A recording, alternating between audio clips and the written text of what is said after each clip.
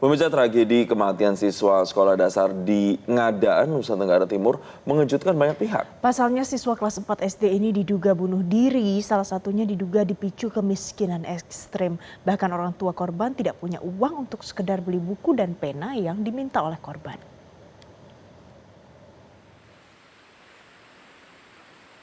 29 Januari 2026 di sebuah desa di Kabupaten Ngada, Nusa Tenggara Timur, batin seorang anak sekolah dasar berkecamuk. Korban usia 10 tahun yang hanya tinggal bersama neneknya itu ditemukan tidak bernyawa, diduga mengarah pada tindakan bunuh diri. Korban ditinggalkan sang ayah sejak dalam kandungan. Sang ibu pun harus bekerja keras sebagai petani dan buruh serabutan untuk menafkahi 5 anak termasuk korban. Hanya saja untuk membantu finansial, korban diminta tinggal bersama neneknya yang berusia 80 tahun. Mereka pun bergantung pada hasil kebun untuk makan dengan menu paling sering adalah pisang dan ubi. Korban yang merupakan anak bungsu dari 5 bersaudara sehari-hari membantu neneknya berjualan sayur, ubi, dan kayu bakar. Namun itu tidak cukup. Maka pena dan buku menjadi barang mewah bagi korban meski harganya kurang dari Rp10.000. Sebelumnya korban sempat menginap di rumah bersama ibu dan esok paginya korban dititipkan ke tukang ojek dengan tujuan pondok neneknya. Ibu korban sempat memberikan nasihat terakhir agar korban rajin sekolah.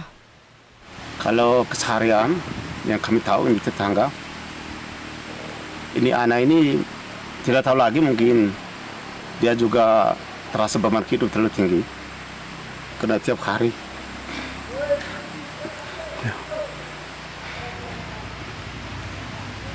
dia pulang sekolah itu lapar. Itu dia punya mama, itu lepas dia tinggal di kampung. Hanya dengan dia punya oma itu sudah tua. Kondisi keluarga korban yang hidup dalam kemiskinan ekstrim dinilai bisa berdampak pada minimnya pendampingan emosional dan terbatasnya akses pendidikan. Ironisnya keluarga korban juga luput dari bantuan pemerintah. Korban diketahui sempat menuliskan pesan perpisahan dalam bahasa daerah Bajawa untuk sang ibu. Duka ini sebenarnya bukan lagi menjadi duka keluarga, tapi ini duka kita semua, duka kita bersama, duka masyarakat NTT, duka pemerintah, duka pendidikan, duka dunia pendidikan, duka tokoh-tokoh agama, dan sebagainya. Duka kita semua orang tua dan orang dewasa. Sebab kasus yang menimpa anak kita di usia yang masih sangat dini, itu mau mencerminkan kepada kita sebagai sebuah alarm psikologis bahwa dunia kehidupan anak-anak kita, khususnya secara emosional, sedang rapuh.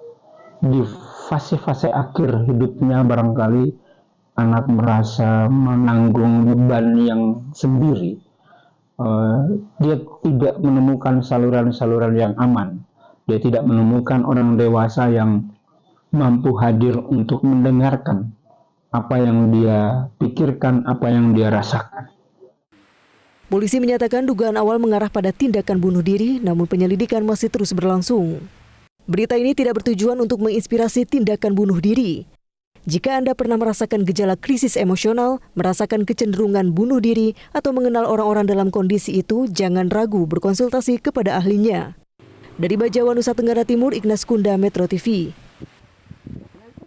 Sementara itu, Gubernur Nusa Tenggara Timur, Melki Lakalena mengaku pihaknya gagal melakukan deteksi dini dan pencegahan atas masalah sosial yang dialami YBS, siswa SD yang ditemukan bunuh diri di halaman rumahnya. Melki Lakalena menilai peristiwa tragis ini menjadi tamparan keras bagi pemerintah. Ya, ini kejadian yang memukul kami semua. Sejak saya mendapatkan kabar peristiwa ini, ditanya oleh pimpinan-pimpinan kami ya, para menteri, para mata budi tanya ke saya dan banyak lagi yang lain. Ini sangat menampar kami, Mbak Sylvia. Saya tidak pernah menyangka bahwa di NTT akhirnya ada peristiwa ini. Dan ini benar-benar membuat kami dalam beberapa hari ini ya mencari cara untuk yang pertama kita mendekati dan mengurus korban dan keluarga dulu yang harus diutamakan pada sentuhan pertama. Yang kedua tentu setelah peristiwa ini ditangani di Jerebu ini, kami juga pasti akan mencari cara yang tepat agar seluruh dukungan pemerintah yang sudah diberikan dalam berbagai cara ini, dan saat ini di peristiwa ini kemudian masih ada yang meninggal dengan kejadian semacam ini, itu masih ada perbaikan-perbaikan yang harus kita sempurnakan terus-menerus untuk menangani orang miskin di NTT dan saya pikir di negeri ini. Keluarga miskin di NTT memang tidak sedikit, seperti keluarga YBR ini dan keluarga di NTT cukup banyak. Saya pikir di Republik ini juga cukup banyak. Dan peristiwa ini tentu kita mesti memperbaiki cara kita secara bersama-sama mengurus orang miskin di NTT dan di Indonesia. Saya tidak malu mengatakan bahwa pemerintah Provinsi NTT dan Ngada sampai tingkat desa kami gagal. Itu harus kami katakan terus terang. Demikian pula Pranata pendidikan gagal, Pranata sosial gagal, agama gagal, adat gagal. Semua kami gagal. Sampai ada kemudian harus yang mati seperti itu. Jelajahi cara baru mendapatkan informasi. Download Metro TV Extend sekarang.